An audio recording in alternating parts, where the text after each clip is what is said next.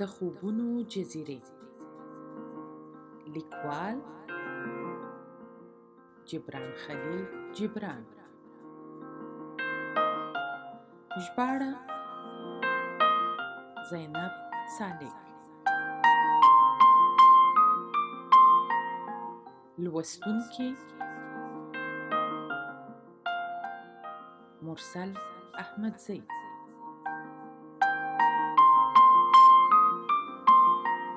پتنګ ته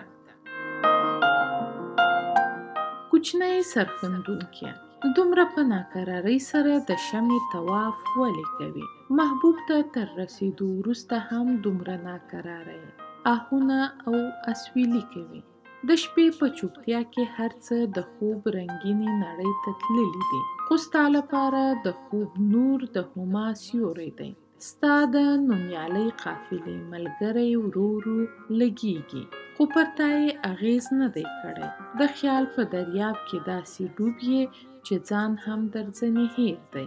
ځان بایلونکیه پتنګه، د خپل ځان په بدل کې اور ویني، لمبې اخلي او د محبوب په پښو کې د ځان بایللو لپاره اور ته غاړه ورکوي. آیا ته ژوند دې ته وایې چې د شمعې په زړه کې د سوځېدو منظر د زغم وړ نه دی؟ د شپې تیاره ورو ورو ډیریږي، کائنات لکه د 100 کلن مړي غلی دی. هره ذره د خوب له نشې لړزانده ده. مرغان په ځالو کې غلي دي او ځناور په ځنګلونو کې ویده دي. خو ته د څه لپاره شوګیر کوې؟ ته لکه د یو کوچني عبادت کوونکی، د شمعې د اوږد عمر او د خپلې سرښندنې د منل کېدو لپاره لاس په دعا یې. ای د درد انځوره، پر اسمان سپوږمۍ هم راختلې ده. د هغې ښکلی انځور د ډنډ په اوبو کې ناڅي او د دریاب د څپو نغمې د بوډۍ نړۍ زړې او ګونځې څېرې پورې خاندي. خو ستا کائنات په یوه شمعه کې نغښتي دي او د هغې د اورورین تپ جامې اغوستې دي. لیونۍ مینه، ته تل په زاره یې او د اوریدونکو لپاره دې محشر جوړ کړی دی. خو ستا په میړانه دې آفرین وي چې د راپاندې لمبې د ښکلولو هوډ دې د پناه کېدو شوق 2 برابره کوي. الله الله، په دې له منځه تلونکي فضا کې د یوې شېبې شتون هم زړه دردونکی دی. خو ستا په زړه کې اوسپنیز هوډ دی او د روح په ژورو کې د ملکوتي رڼا شته. څومره لنډ ګڼ ژوند دی ستا، خو څومره شاعرانه دی او د خیال له څنډو وتی دی. د بلبلانو بانډار. شپه چوپه او ویرونکې ده او لکه د بودا مندر تیاره ده. د خوب کوډګرۍ ټول کائنات په خپل دام کې گیر کړي دي. د دریاب څپې لکه د نوي زیږیدلي ماشوم له ځانه بې خبره دي. کله کله د یوې نرۍ څپې له امله پاڼې په رپېدو شي یا د کومې کوچنۍ مرغۍ چونهار سکوت ته ماته ورکړي. بیا هم چوپتیا ده او کائنات د 100 کلن مړي په څېر غلی دی. د چوپتیا په دې مهال کې څو بلبلان د ګلاب د پاڼو طواف کوي، د خپل 100 فوټي زړه د آرزو پوره کولو هڅه کوي. د چمن پاڼه پاڼه پر خواږه خوب ویده او ستړي څانګې نسکوري دي. په فضا کې یوه ویرونکې څپه خپره ده. زیړه سپوږمۍ کله کله لکه د مړه لاش د سپینو وریځو کفن اغوندي او یا کومه بندي څپه له غاړې سره ټکر کوي او او زارۍ کوي. پرته له دې د ژوند هیڅ نښه نشته، لکه د هدیرې بشپړه چوپتیا خپره ده.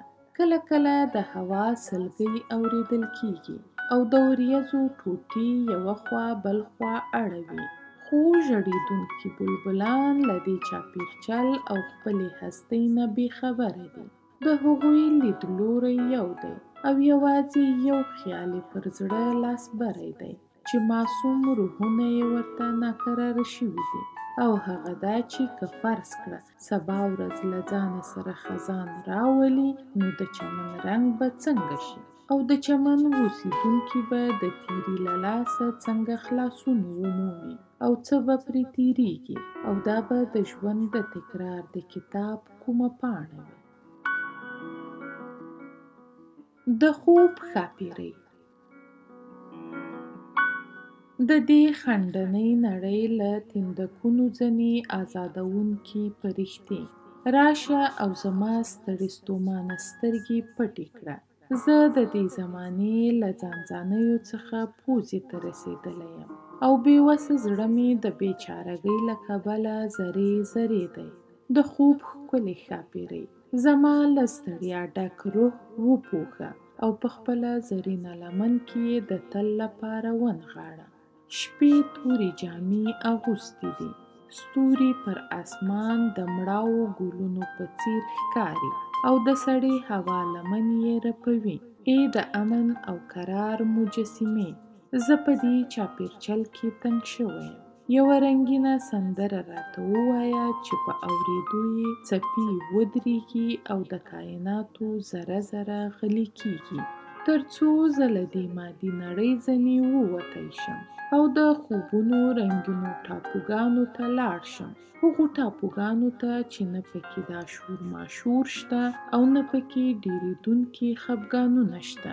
ښکلې کوډګرې، ما په خپلو کوډو کې ونغاړه او له دې ناسمو او کږو وږو فکرونو ځنې مې یو څو شېبې لرې کړه، تر څو زه د بې کیفه ژوند ناکرارۍ هېرې کړی شم او دا ګډوډي مې پرېږدي. کاشکې زه دې لرې بوتلی شوای، له دې نړۍ ډېر لیرې، د خوبونو ښکلې په زړه پورې درې ته رنګینې سندرې دې راته ویلی او له خپل ځان او شاوخوا نه دې بېغمه کړی وای. د تصور دره.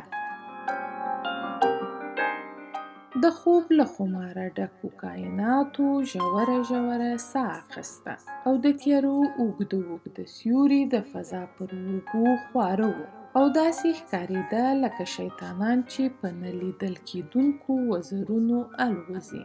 د 14 سپوږمۍ په نیلي رنګه ژورو کې ښویېده او د تورو وریځو پنډونه یوه بله خوا خوځېدل. داسې ښکارېده لکه د شپې مشکي نژاده شهزادګۍ چې خوشبویه پاغوندې غوړوي او د پاسه پرې ټالونه خوري. د هوا سړو څپو ورو ورو شوخي کوله، لکه د مدوجزر د حرکتونو په زړه پورې شوخي. داسې ښکارېده لکه کومه سپېڅلې ښاپېرۍ چې د نجات د ساز له تارونو د عرفانیت نغمه خوروي.